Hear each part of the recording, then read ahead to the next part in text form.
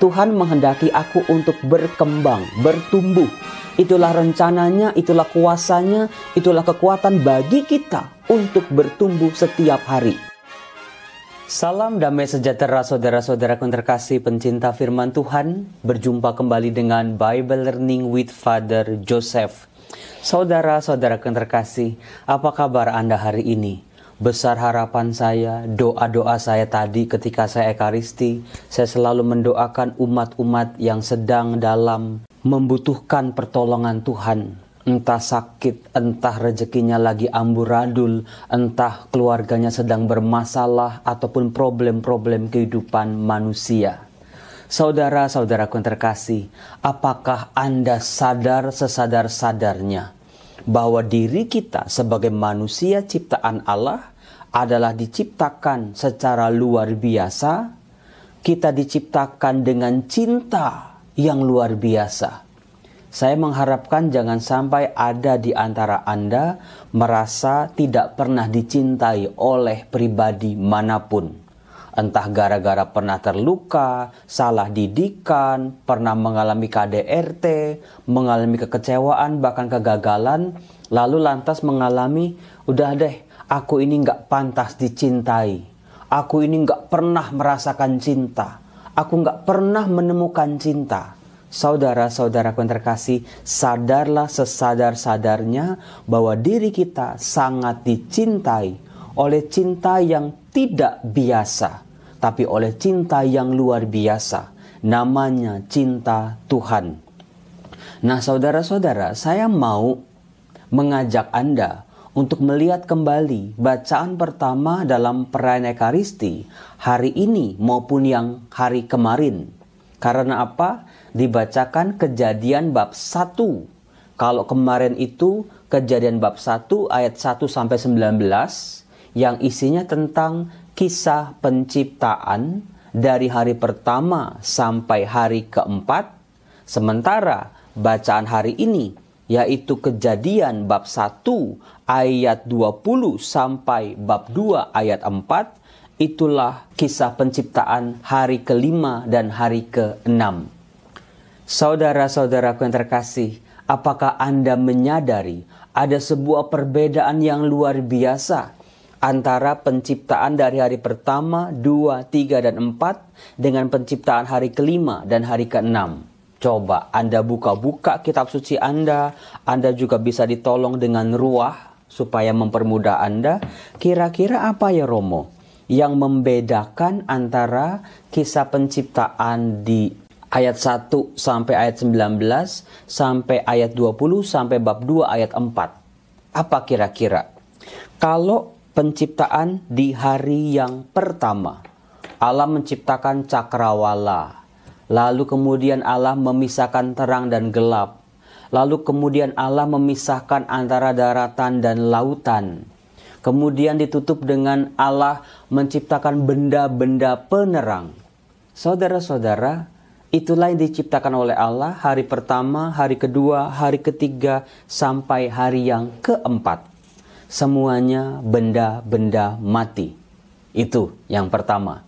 Yang kedua, semuanya adalah hal-hal yang sangat besar, tidak terukur. Cakrawala itu seluas mata kita memandang.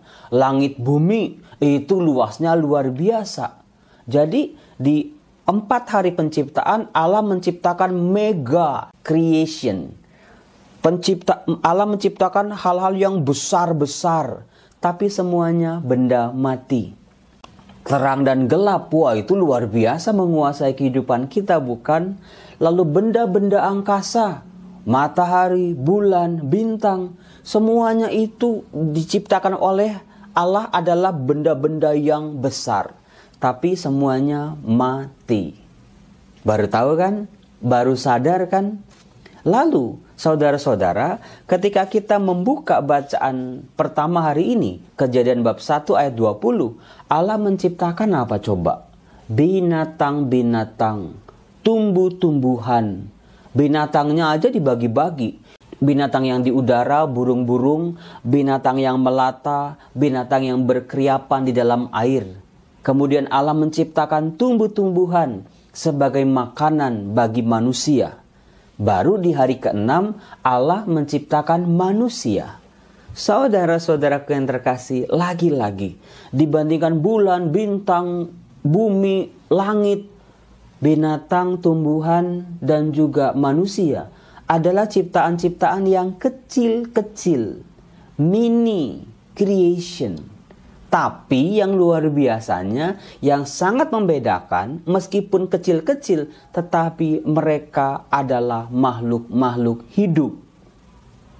Itu yang membedakan dengan penciptaan di hari pertama, 2, 3, dan 4. Iya ya Romo, baru sadar Tuhan menciptakan makhluk hidup di penciptaan di hari ke-5 dan hari ke-6. Itu yang menampar-nampar saya ketika saya membaca kitab Kejadian. Kemudian ada fakta penting lagi, yaitu kepada makhluk-makhluk hidup ini bukan cuma sekedar diciptakan lalu ditinggal, tetapi Allah memerintahkan makhluk-makhluk ini untuk berkembang biak, untuk bertumbuh, untuk menghasilkan buah. Saudara-saudara yang terkasih, ini dia. Kalau Anda tidak memahami apa sih maksudnya cinta Allah, Anda tidak merasakan bagaimana Allah mengasihi kita, Anda tidak pernah memahami apa maksud Allah dengan mencintai aku, manusia yang serba berdosa ini. Cinta Allah menghendaki kita untuk bertumbuh, berkembang, dan berbuah. Itu rencana Allah untuk kita. Maka Allah tidak mengharapkan kita untuk hancur, untuk binasa, untuk di bawah terus, ancur-ancuran terus. Tapi Allah menghendaki kita untuk bertumbuh. Inilah rahmat kekuatan yang mengalir dalam hidup setiap manusia, termasuk saya dan juga Anda. Wow, kalau gitu Romo, mulai hari ini, setiap pagi saya harus menyadari fakta ini. Tuhan menghendaki aku untuk berkembang, bertumbuh. Itulah rencananya, itulah kuasanya, itulah kekuatan bagi kita untuk bertumbuh setiap hari. Bukan sekedar bertumbuh perutnya makin buncit, bukan sekedar bertumbuh pipinya makin cabi atau makin tinggi, makin gemukan, tetapi bertumbuh dalam iman, bertumbuh dalam kedewasaan, bertumbuh dalam kebijaksanaan, bertumbuh dalam kebaikan, bertumbuh dalam hal keadilan, bertumbuh dalam segala hal yang mendatangkan kebaikan. Kalau bertumbuhnya makin jahat, makin suka marah, makin suka emosi, makin sensitif, makin iri hati, itu bukan bertumbuh, itu malah merusak pertumbuhan kita. Saudara-saudara, sadarilah hal ini sungguh-sungguh dalam kehidupan kita. Iya ya, Allah itu ketika menciptakan kita secara luar biasa kayak begini. Cinta Allah mengharapkan aku bertumbuh dan berkembang, pada akhirnya berbuah. Lalu fakta kedua yang juga mengejutkan saudara-saudara, apakah Anda sadar bahwa sebelum Allah menciptakan manusia, sebelum manusia ada, Allah sudah menciptakan, Allah sudah mempersiapkan segala hal yang bisa membuat manusia ini hidup. Dari fakta ini apa yang bisa Anda sadari saudara-saudara? Iya ya Romo ya. Sebelum kita memohon, sebelum kita berdoa, sebelum kita menyembah Dia, sebelum kita bisa mengenal Dia sekalipun, sebelum kita ada, Tuhan sudah memberikan apa-apa saja yang baik untuk kehidupan manusia, untuk kehidupan kita. Jadi saudara-saudara, kalau Anda merasa Tuhan itu jahat, Tuhan itu kejam, Tuhan itu nggak adil buat kita, sadarilah fakta dari kitab Kejadian ini. Betul Romo, sebelum kita ada, sebelum kita bisa ngomong, sebelum kita bisa membalas kebaikan Allah, sebelum kita membalas cinta Allah aja, Tuhan sudah memberikan. Itu yang harus disadari oleh banyak umat manusia yang kadang-kadang malah menjadi sombong, yang kadang-kadang malah memusuhi Allah, yang kadang-kadang malah tidak percaya sama Allah karena merasa puas, merasa sudah bisa menemukan jawaban kebenaran sejati tanpa Allah. Itu yang menyedihkan. Lalu yang ketiga, saudara-saudara, fakta penting lagi, yaitu apakah Anda sadar ketika Allah menciptakan manusia, di situ Allah berkata, baiklah kita menjadikan manusia menurut gambar dan rupa kita, supaya mereka berkuasa atas ikan-ikan di laut dan burung-burung di udara, atas ternak dan atas seluruh bumi, serta atas segala binatang melata yang merayap di bumi.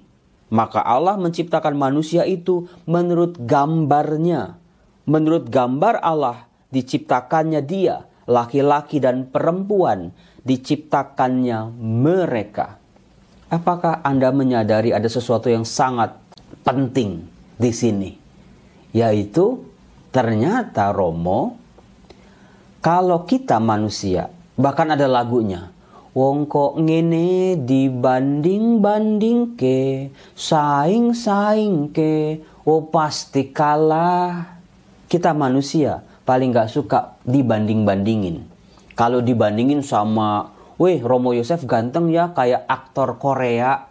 Oh saya mungkin seneng, tapi saya lihat dulu aktor Koreanya yang mana. Kalau kita dibilang, oh Romo Yosef kok mirip tukang kacang hijau abang-abang di pinggir jalan sana, mungkin saya juga jengkel. Bahkan saya punya keponakan kembar usia 7 tahun, kembar loh, gak suka dibanding-bandingin. Karena kita itu unik, ciptaan Allah yang unik. Gak ada duanya. Percayalah saudara-saudara, gak ada orang yang seperti Anda di muka bumi ini. Yang mukanya kayak Anda, sifatnya kayak Anda, karakternya kayak Anda, pembawaannya kayak Anda, jalan hidupnya kayak Anda, sifatnya kayak Anda, hobinya kayak Anda, semuanya. Hanya satu, the only one, no others. Mirip mungkin iya, tetapi yang sama gak ada. Karena kita unik diciptakan oleh Allah. Dan faktanya saudara-saudara, Allah merelakan dirinya untuk disamai oleh kita. Gambar dan rupa Allah ada dalam diri kita. Itu fakta yang luar biasa saudara-saudara. Wow, kok mau ya Allah ya dibanding-bandingkan dengan kita manusia yang belum tentu bisa membalas cinta dan kebaikannya, yang belum tentu bisa bersyukur dan berterima kasih. Itu luar biasanya Allah saudara-saudara. Begitu besar cintanya, begitu besar kuasanya, rencananya, kebaikannya untuk kita. Maka bagi Anda yang mulai meragukan Tuhan, yang mulai jatuh dalam agnosisme, ateisme praktis, yang mulai meragu-ragukan Tuhan, sadari fakta ini. Firman Allah yang disampaikan kepada manusia yang ditulis dalam Alkitab, kitab Kejadian bab 1. Itu luar biasa saudara-saudara. Kemahakuasaannya kekal sampai selama-lamanya. Demikian juga misalnya dalam bacaan Injil kemarin, itu bagus luar biasa. Saya tanya dulu kepada Anda. Berapa orang dalam kitab suci yang disembuhkan karena menjamah jubah Yesus? Coba saya cek Anda. Tulis di kolom komen. Berapa orang dalam kitab suci yang disembuhkan oleh Yesus karena menjamah ujung jubah Yesus? Coba. Tulis di kolom komen. Saya lihat itu ada 1, 2, 3, 4. Saudara-saudara, Anda harus baca ulang ini. Dikatakan begini, kemanapun Yesus pergi, ke desa-desa, ke kota-kota, atau ke kampung-kampung, orang meletakkan orang-orang sakit di pasar dan memohon kepadanya, supaya mereka diperkenankannya hanya menjamah jubahnya saja. Dan semua orang yang menjamahnya menjadi sembuh. Dan orang itu jumlahnya banyak. Saudara-saudara, kuasa Tuhan, cinta Tuhan, rencana Tuhan buat kita itu bukan kaleng-kaleng. Sungguh luar biasa, sungguh besar. Tampak kelihatan dalam diri pribadi Yesus Kristus dari Nazaret. Orang-orang sakit yang jumlahnya banyak seperti itu meminta, memohon untuk diizinkan menyentuh jubahnya saja. Jadi ini penting nih kalau kita berdoa. Kita seringkali egois, kita seringkali mau yang buah segala-galanya.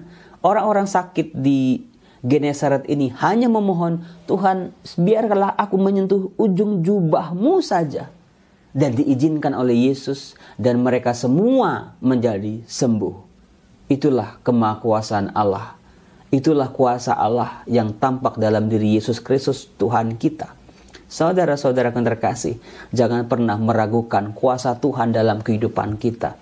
Jangan pernah juga tumbuh sebagai pribadi yang tidak pernah dikasihi. Kalau demikian Anda nanti akan seperti tumbuhan yang tidak pernah disiram, tidak pernah dipupuk, tanahnya tidak pernah digemburkan. Mungkin tumbuh sih, tapi ntar lama-lama mati. Tumbuh sih, tapi nggak pernah berbuah dan berbunga. Tumbuh sih, tapi ya mati. Enggak, hidup juga enggak.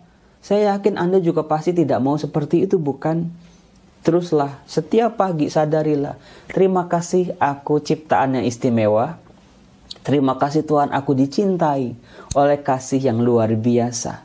Biarlah sepanjang hidup kita adalah cerita bagaimana Tuhan mencintai kita. Itu yang namanya kesaksian. Salam damai sejahtera saudara-saudaraku. Tuhan Yesus memberkati. Salam.